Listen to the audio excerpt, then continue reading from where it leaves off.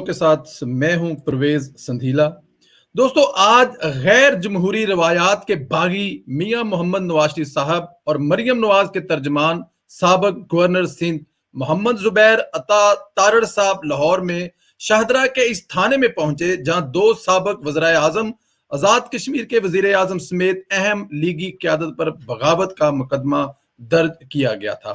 थाने में मौजूद एसएचओ से जब कहा कि हमें गिरफ्तार करो, असरार के बावजूद एसएचओ ने गिरफ्तार नहीं किया। फिर कहा कि अगर गिरफ्तार नहीं कर सकते तो मुकदमा खारिज करो। लेकिन इस सारे मामले में एसएचओ इंतहाई बेबस नजर आया।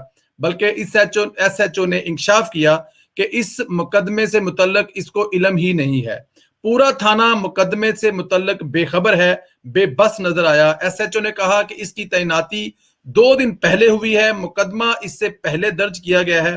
बाद में पता चला इतना बड़ा मुकदमा कायम मकाम एसएचओ सब इंस्पेक्टर गुलाम बारी ने दर्ज किया और थाने का एसएचओ मकसूद गुजर 14 रोज से एडवांस कोर्स पर है।